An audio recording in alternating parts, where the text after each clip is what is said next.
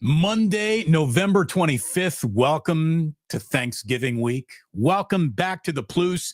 We are brought to you by Ike's Love and Sandwiches, baby. This live stream being powered by BetUS, and that was awful yesterday for the San Francisco 49ers at Lambeau Field. They got punched in the mouth. They punched themselves in the mouth. They just had a day where it did not fit together. Kyle tried to make fetch happen with Christian McCaffrey getting all the carries, leaving none of the carries for two other guys who might have been able to carry the ball even better than Christian McCaffrey was able to. Deebo Samuel has forgotten how to be an effective football player, and the one play that he actually made in the game, of course, was brought back by penalty, and penalties just dotted every single moment of that game for the 49ers. That was a game that was lost before they even got on the airplane. And unfortunately, I think the 49ers have another game that they will lose before they even get on the airplane, waiting for them in Buffalo on Sunday Night Football. And if you are looking for the bottom of the season, I think we found it. I think we have officially found it. That was the worst loss the San Francisco 49ers have ever had against the Green Bay Packers. And these two franchises have been playing football against each other for a very, very long time. There's not a lot of hope to sell you today. There's not a lot of confidence I think you should have in 49er playoff chances. Sure, they're a game out of first place in a division that somebody's going to have to win, but they are very much in last place in a division that I don't think they will win. And nothing seems to be going pointed in the right direction right now, to the point where, I just did a wake up with Larry Krueger, and Krueger is talking about how Kyle might be so burnt out he could walk away. He could walk away. I don't think that that's going to happen. I think there are several million reasons for Kyle to stick around as coach of a team that is, again, it feels like they are one of the worst teams in football. They're not. They went from one of the best teams in football to average, and that is a far enough fall to feel as bad as you went from first to worst. They are not worst, but they ain't even going to see first anytime in a long time. I mean, it's not good. It just is not good. Thank you for being here. Hit like and subscribe. I know an awful lot of you showed up for that watch party yesterday. I don't know how much of a party that it was, but I really appreciate you being here. I'm having fun doing those, even though yesterday wasn't fun. A lot of people said, Damon, this is therapy. We need it. And we'll be back doing it again for Sunday Night Football. But beyond that, who the hell knows, man? This is not going in the direction that it's supposed to be going in. Or maybe it is. And then that's a whole other story, isn't it? That's a whole other team to cover and topics to get into. If this really is now, a team that has to seriously take a look. Is this the right front office? Is this the right coaching staff?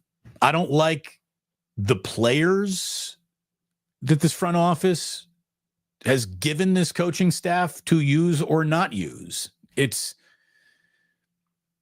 pretty remarkable that for a team that was just good enough to have more Pro Bowlers than any other team in football that was in the Super Bowl, I've never seen the bloom come off the rose quite as fast, and a team go from pretty state-of-the-art to pretty past its prime as quickly as the 49ers have. It took one off season and 12 weeks of football to go from, hey, you're good enough to be in the Super Bowl and in overtime against the Kansas City Chiefs to, I got bad news. You have the worst record in the NFC West, while the NFC West is doing everything it can to prove it's one of the worst divisions in football this year. So things are not going well, to say the least. It's probably an understatement. I want to thank Carl for being in here and saying happy 26K day. Yes, we've officially hit 26,000 subscribers. We went, we added about 200 subscribers over the weekend, and I deeply appreciate that. Thank you so very, very much. We have a short that has exploded for me. It's not even about the 49ers. It's about Jared Goff. But that thing has gotten almost like 400,000 views since last Monday, and it's really helped the channel grow. And these watch parties are helping the channel grow. And Carl helps the channel grow.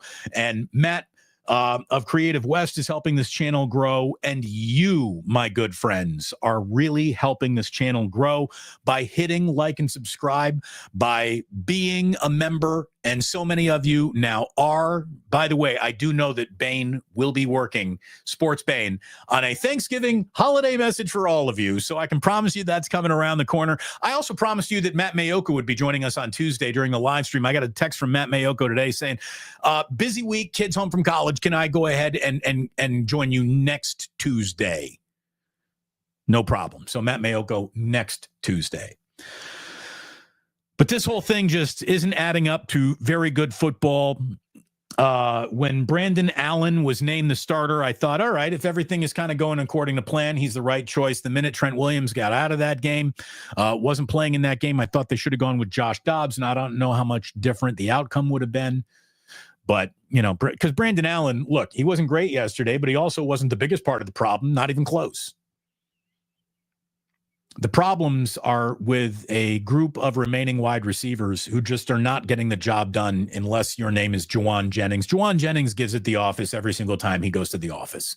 George Kittle is the only dude on this team who knows where the end zone is and can get you to it. Ricky-Pearsall has gone from, rookie on the come to completely vanished over the last couple of weeks. Again, Jordan Mason goes from leading the NFL in rushing to leading the NFL in milk cartons and missing assignments. And this team went from knowing how to tackle to not being able to tackle. Isaac Guerrero went from having a good October to disappeared and vanished. Deebo Samuel has as many touchdowns as he hosts podcasts, and things just aren't going right. Not even close at all for what we were expecting. Something much different is happening. A lot of it is on Kyle. A little of it is on John Lynch. A lot of it is on the players who just ain't getting it done like they used to. Some of it's on injury. I'm not here for any excuses. The Green Bay Packers basically said, you can take all your, excuses and stuff them in a sack. Basically said, you should have come to play. That's the other team putting its cigarette out in the middle of your forehead, by the way. You guys should have come to play today. We had backup quarterback games this year, and we didn't roll in town just pussying around like you guys just did. I understand you got some backups out here today, but you should have taught them how to make tackles, and you would have been better off. Again, Carl Twos. I think the sky has fallen. Yeah, you're not exactly Chicken Little saying that the sky has fallen, because things have changed here, Carl. At least we got Carl. Hey, and at least we have something delicious just waiting for us in the world at Ike's, right? At least I can make your day delicious. I don't know if I can make your football better, but I can make your day more delicious by telling you it's time to get to Ike's and order a sandwich. It's certainly time to sign up for the Ike's Love Rewards program. You get a free sandwich when you sign up. You can win free chips and drinks along the way and be registered for a trip to New Orleans. Ike has just opened up a new spot in New Orleans, so he is going to invite someone and a friend to New Orleans for a very large football game that the 49ers will not be in. I think we can all say that with a lot of confidence now. We love you, Ike. You are the man, and you will find out how delicious the man is when you start ordering off that Ike's app. Make sure you sign up for the Love Rewards program. Our good friends at the Dubliner, they got a lot of love served for you in a perfectly poured Guinness. And I don't know where you're going to watch Monday Night Football tonight. You should go to the Dubliner. I don't know where you're going. Biggest bar night of the year is usually Thanksgiving Eve, Wednesday night. You should go to the Dubliner. You want to start drinking Sunday early in the day because the Niners got the Sunday night game against Buffalo. You just want to show up there. Go to the Dubliner. West Portal, they're going to take care of you. Tell my friends Kenny and John you said hello and that the Plu sent you when you walk on into the Dubliner. And let's just talk about what's going on tonight on Monday Night Football. Use promo code YouTube150 when you sign up. Your first deposit up to $2,000. You get 150% sign up bonus. And let's take a little looky at what's going on in this game tonight over at BetUS. And I tell you, I might be wearing a purple shirt. But the Chargers are actually playing really well, and it feels like they got a crowd actually backing them at SoFi Stadium, maybe for the first time ever. Let's make this game a little interesting tonight. I'm going to take a team that I think is pointing in the right direction. Not that the Ravens are pointing in the wrong direction, but I am going to take the Chargers +2. You're giving me points. Do I feel incredibly confident? The answer is no. I feel $50 confident. And that's what we're doing. Place my bet. Do it over there. Confirm that bad boy. And that's as easy as it is. Risking 50 to win 50. Let's go Chargers. So we just made Monday Night Football a little bit more interesting. And you're welcome, America. I'm happy to do that. And thanks again to BetUS for sponsoring today's live stream, powering today's live stream. As always, Ike's Dubliner, love you. So, a lot of talk that Kyle is losing the locker room. Well, if there's one thing I know is that no one who is saying this is actually in the locker room. I don't think Kyle is losing the locker room, but I think he's losing games in a season that is quickly slipping from his grasp to turn things around. And he does look exhausted.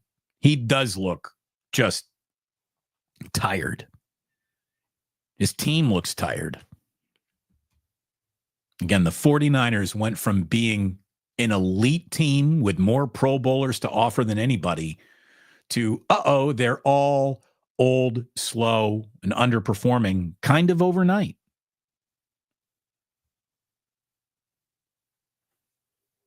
"12 men on the field in consecutive plays" is officially enough for me to say I'm all done defending Nick Sorenson's right to keep this job. As a first-year coordinator, I don't know how much better this team would have been with another defensive coordinator, with the way that they're out there missing Bosa in this last game and missing tackles in every game. Is it Nick Sorenson's fault that this team collectively forgot how to tackle all at the same time? I don't know. But I will say this. When I see a 12 men on the field penalty erase an end zone interception before it then happens on the next play, you have lost me. Yeah, there's nothing left to say here. I think Nick Sorenson could be fired and should be fired. I don't think he has done anything to earn a second year at this. And we all know that Brian Schneider should have been shot into the sun weeks ago, but for whatever reason hasn't. Which maybe means Kyle has lost his fastball in terms of making on the fly, got to do something adjustments. Now, firing coaches midseason isn't exactly his modus operandi. I think this is a year that called for something a little different. Something extreme has been needing, something extreme needs to materialize to shake this team into its consciousness. And I think there's just too late now. Like that opportunity has gone. This is the San Francisco 49ers. The team that you're looking at is what you're getting this year. And it's not going to be good enough, I don't think, to return to the playoffs. I think you're about to lose 3 in a row. I think you're losing in Buffalo. I think the entire team knows that it's about to lose that football game, whether Brock Purdy plays or not. And that is the low point of really the Shanahan experience, because confidence to win today, I think, has always sort of brimmed in his locker room. I don't know how much it's going to be brimming. By the way, we're not even full to the brim here, but I know you want a sip of the day. All right, here it comes.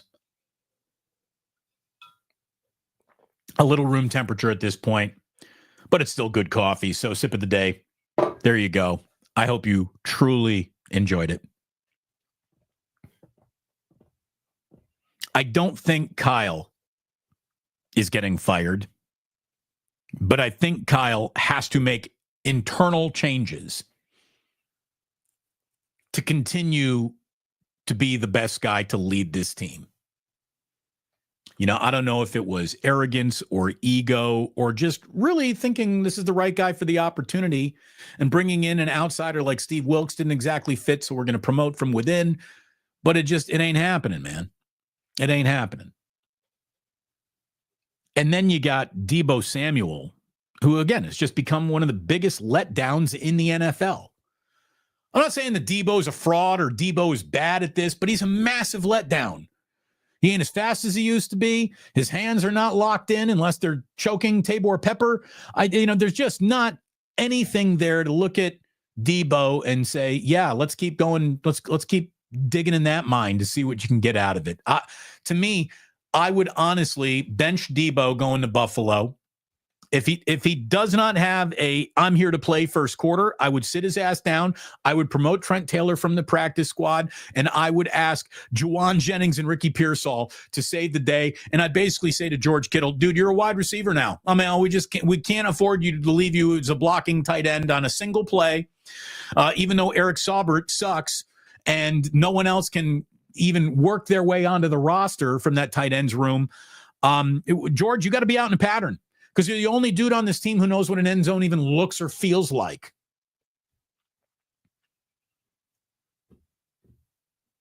Mason and Garendo.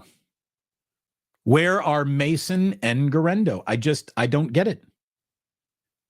Is it Kyle's arrogance being expressed by his coaching hires, his decision to not? I mean, Kyle is he's so blinded by Christian McCaffrey, he can't even see the rest of his running back room anymore. Has no idea where it is. No idea, no clue as to, did you know that also the guy standing behind Christian McCaffrey, who right now is running for, 3.46 yards per carry, the guy that you won't play anymore is averaging 5.1 yards per carry. The guy that you won't play anymore was leading the NFL in rushing. And the guy that you won't play anymore is someone who you were running into the ground earlier in this season. You like Jordan Mason enough to give him 25 carries, 30 carries. I mean, and then just no carries, 2 carries. He has 1 carry for 16 yards in this game, the biggest running play of the day. 1 carry for 16 yards, and the next 4 plays are all passing plays. What are you doing? What are you doing? If I were Jordan Mason's agent, I'd tell him, we want out. We want out. We don't want to be a 49er anymore because Kyle is a dipshit when it comes to playing my guy. And if I were Isaac Garendo's agent, who's got zero juice, has no ability to say what he wants to do or anything, I would also be like, trade my fucking guy. Play him or trade him. You drafted him. Play him or trade him. Do something. And I guess that brings us to Ricky-Pearsall. Is he still on the team? Why is he playing special teams? He wasn't drafted to do that. He wasn't asked to do that earlier in the year. Why is Trent Taylor in the franchise? If Ricky-Pearsall on special teams, for a first-round wide receiver to be targetless in week 12, and I know that he's only been around for like 4 or 5 weeks now because of the injury and got shot, but this guy's been fully activated for over a month now. He's been fully activated for over a month now, and he has not caught a football since the Tampa game. Has not caught a football since the Tampa Bay game. What? Set up a tunnel screen.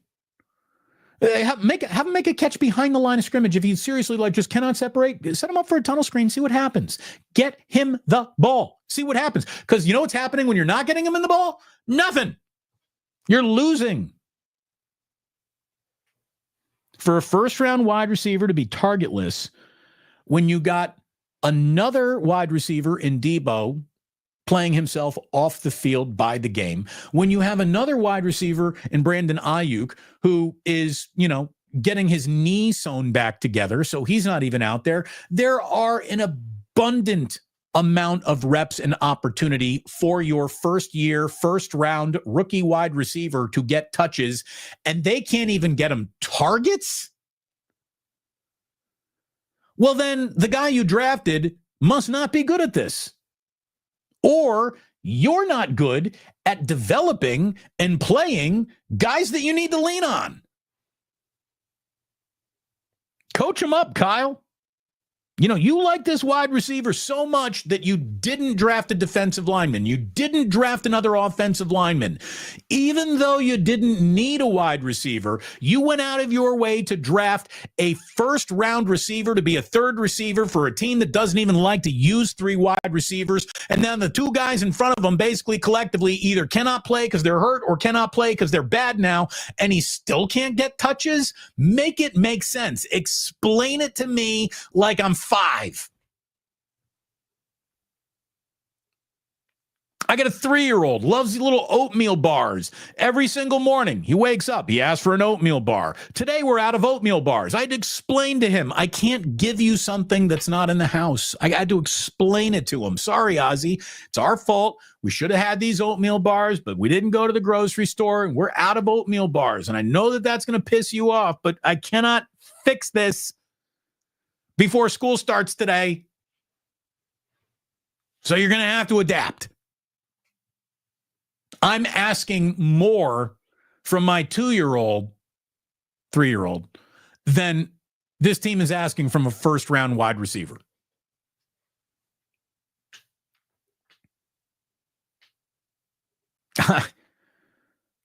I just don't get it. I just don't get it. It all feels bad. They're absolutely going to go get their doors blown off in Buffalo on Sunday Night Football, probably in embarrassing fashion, while the entire team is standing on the sideline looking cold.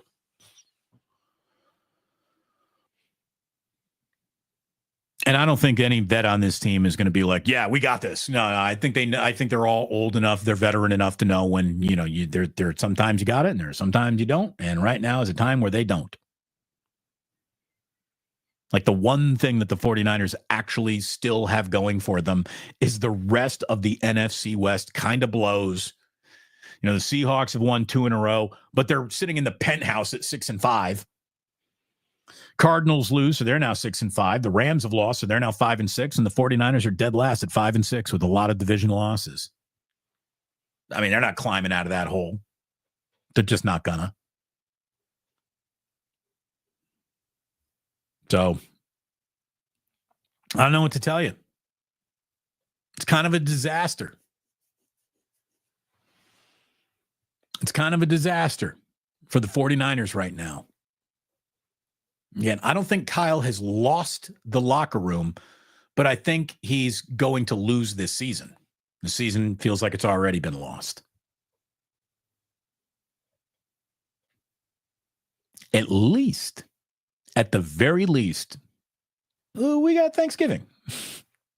Right? By the way, it's going to be a great week of sports. We got a great week.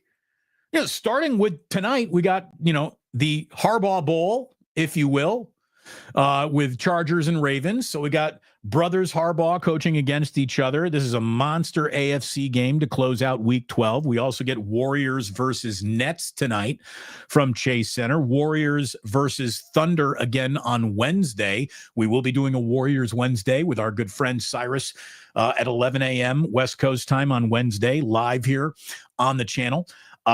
We got then Thanksgiving Thursday. We got a turkey triple header, which really has some flop games coming to us. Bears versus Lions, maybe. Giants versus Cowboys. No one wants to watch that game, including Giants and Cowboys fans. Dolphins and Packers. Had that game been in Miami, maybe. But Dolphins going to Lambeau next week? Probably not. Or this week, this Thursday. We get a Black Friday game with the silver and black in it, which means, basically unwatchable. Raiders versus Chiefs on Friday. So we get an NFL game this Friday for Black Friday. On Saturday, the Warriors are in Phoenix. And then Sunday Night Football gives us 49ers at Bills. And that's not going to go well. So there you go. That's what we're looking at. True blue forever. I can testify to that, Damon. I do not want to watch my team on Turkey Day. I'm going to tell you, historically, I hate when the Chicago Bears play on Thanksgiving. It like ruins my day before the day even begins. They usually embarrass me in some way, shape, or form. So I don't like it when the team that I like plays on Thanksgiving. I don't like it when the team that I cover plays on Thanksgiving either. I'd rather watch a team I don't care about on Thanksgiving. So maybe, Giants Cowboys are the perfect game.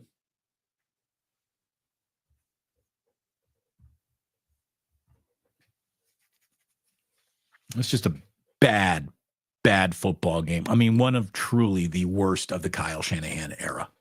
It was awful. Absolutely awful.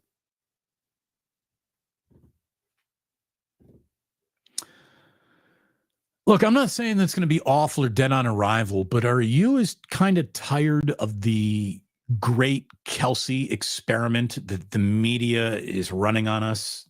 I kind of am. I would actually say that Travis Kelce is now the least annoying Kelce. Look, Jason Kelce has got a new show coming to ESPN, and I'm going to set the over-under on 20 episodes, and I'm going to take the under. This feels like it's not going to work, but they call it Late Night with Jason Kelce is going to air on ESPN in January of 2025, so it's coming early next year. And my buddy Jason Barrett, who runs Barrett Media, had a little story saying that Jason Kelce is going to test a new late night show on ESPN. The network has announced they call it Late Night with Jason Kelce will air late on Friday nights, early Saturday mornings, starting with the very first episode on Saturday, January 4th at 1 a.m. Okay. You feel great about a new show. And I know you're going to want to call it late night, but to have it start at 1 a.m. East Coast, that means that's way late night. You're not getting going at 11. The network says it'll be a personality-driven 1-hour program. Will take its inspiration from traditional late-night television, emphasizing a comedic approach. Okay. Again, 20 episodes, I'm taking the under. It's going to happen at the Union Transfer, which is, I don't know where that is, but the atmosphere inside Union Transfer will bring the Kelce experience to life, amplified by live music from Snack Time, Philadelphia's own beloved band with soul, funk, hip-hop, and rock influences. Again, you're just trying to please everybody all at once. Each show will be taped on Friday evening, mere hours in front of its airing. Okay. Is anybody clamoring for this? I know that their podcast is, happening, and I don't know. Like, I think the Kelces have overstayed their welcome. Just a little. I mean, I don't dislike either guy, but I'm also like, I'm over it. I've gotten all the Kelce I need in my life. My Kelce cup floweth over. Runneth over. And speaking of runneth over, I guess this brings me to my Indiana Hoosiers in Columbus, Ohio. By the way, I had several people DMing me on Twitter like, good luck, and we're really rooting for you. I had a lot of people saying, Damon, I've never given a shit about an Indiana football game. You've officially sucked me into this thing. I'm sorry. Look, my Hoosiers failed their big boy test. Thoroughly. And by the way, this is just, it's been the worst year of special teams I will ever have in my life. Between covering the 49ers and watching what happened yesterday, this is the worst special teams year ever. Special teams have been a problem all year long for the San Francisco 49ers. And special teams weren't a problem for the Indiana Hoosiers at all until they are in their biggest game of the year. Joe Schmo says, hey, man, IU will still be in the playoffs. Well, based on what also happened yesterday, you're right. But look, I'm going to tell you first and foremost that Indiana did fail its big boy test. It wasn't just the 14 points they handed the Buckeyes due to 2 bad special teams plays. You had a snap go right through the punter's hand and over his head, giving Ohio State the ball like at the 10-yard line. And then you had a punt return for a touchdown. So 14 points just handed to the Ohio State Buckeyes by Indiana special teams. But the rest of the day, anything that was not the opening drive didn't go well for Indiana at all. Indiana had a great opening drive, marched right down the field methodically, and then the Buckeyes, who were always kind of slow starters, they started. And when the Buckeyes got going, they overwhelmed Indiana. Indiana was overwhelmed by defensive line play, well-timed blitzes by that Buckeyes defense, and overwhelmed by the noise of the shoe. Indiana looked a little rattled at times in that game. I'll be the first to tell you. I mean, I've been watching them all year. I know what confident Indiana looks like. I know what unconfident Indiana looks like. And this was the first time all year I've seen unconfident Indiana. And it was a bad day for IU. And I even said, if left out of the playoffs based on that performance against the first big boy team really on your schedule, I won't like it, but I won't ask why. I'll understand. But then the rest of the day happened. When Indiana stomps Purdue, and I do think that they will stomp Purdue, they're still in the playoffs. They better be. You're not going to have any 3-loss team from the SEC ahead of a 1-loss Indiana team. Strength of schedule, my dick. Like, there's a lot of teams who are going into Columbus and getting beat as bad or worse than Indiana got beat. Like Columbus, the Ohio State Buckeyes spent $22 million on that team. Like, just at the transfer portal. Like, that team was loaded. And let me just say, when you look at all of it and the way that yesterday shook out, let me just give you this.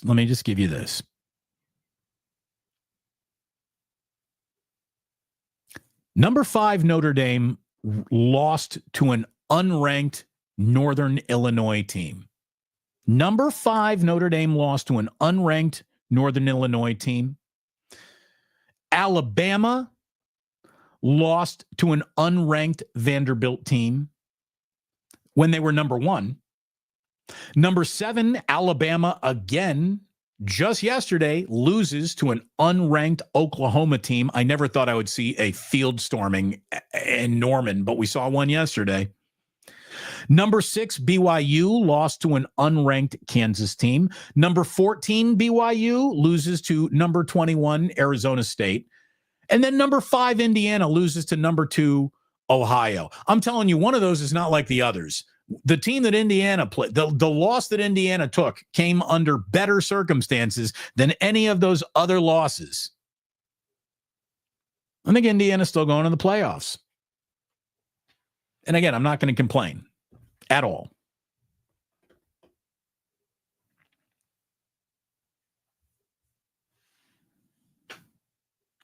This was such a bad week of football for the 49ers. I mean, there's never been a team who got chin-checked as hard by the Green Bay Packers. Any 49er team in the history of this franchise, they've never lost to the Packers by 28 points until yesterday.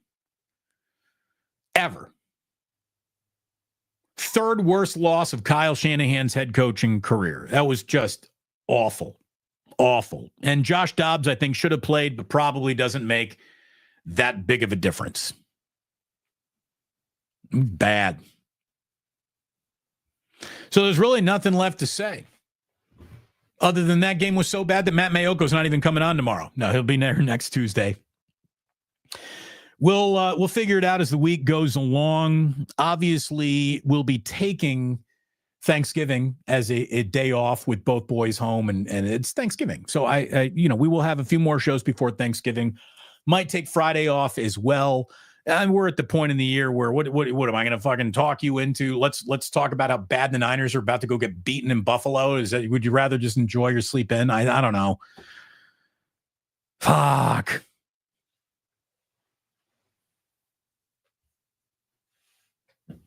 What a shit weekend of football.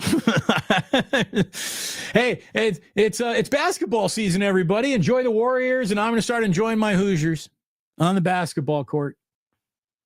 Still got a little football left in Bloomington. Clarence Beeks has been a member for 8 months. Happy Thanksgiving to you, Clarence. Thank you very, very much. Our guy, Greg Arjazy, says, Damon, let's listen to some Fish. Pray for the 49ers. I'll tell you what, I listened to the new Kendrick Lamar over the weekend. Shit's pretty good, man. It really is. There's some good songs on that.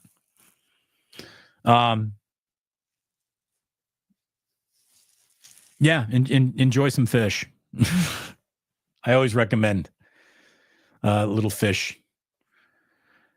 But there you go. I mean, it's just that sucked. And when it comes to how do I end this show?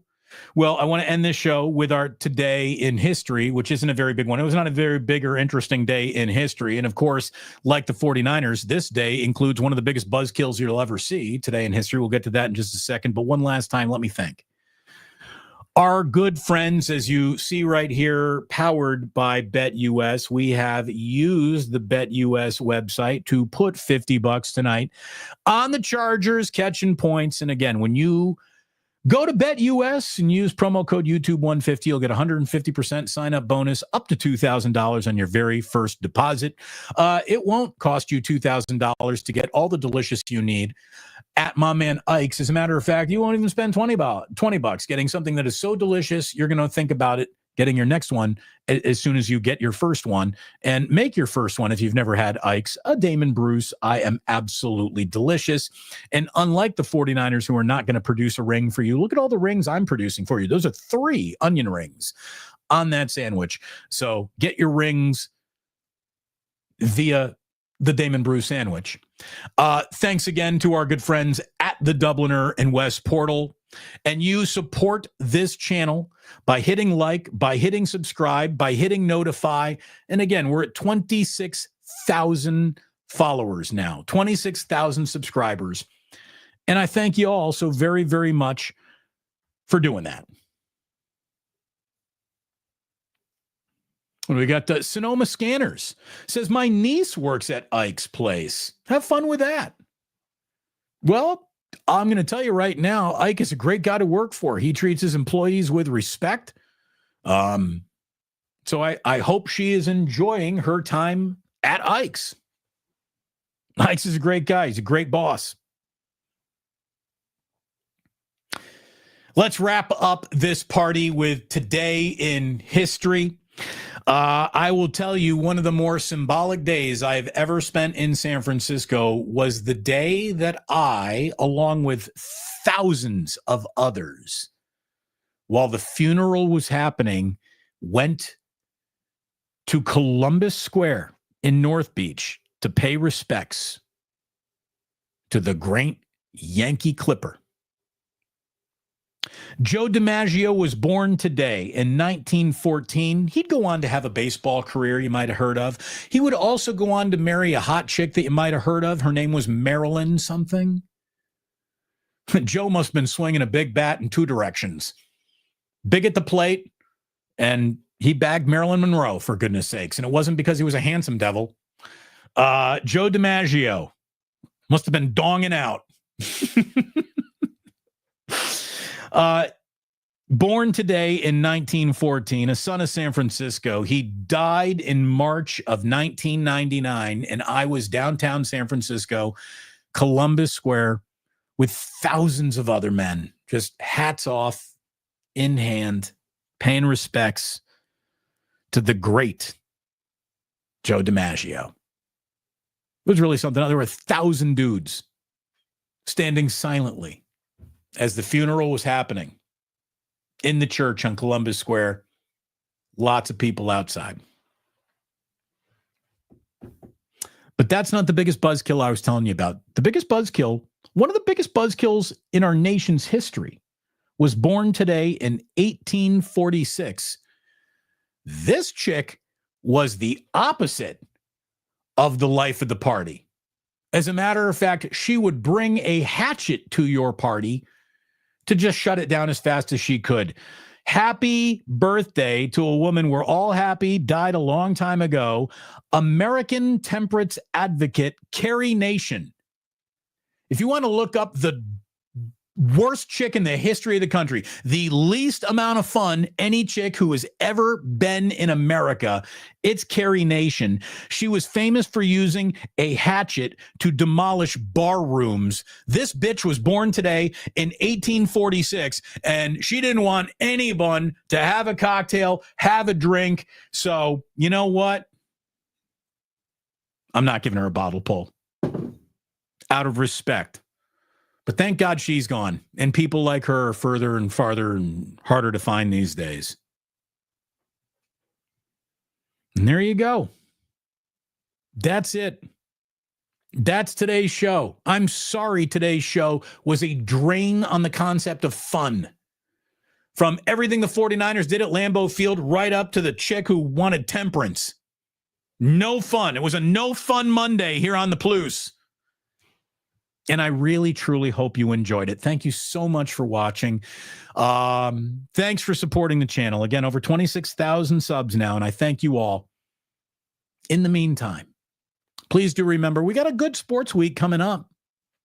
We got turkey coming up.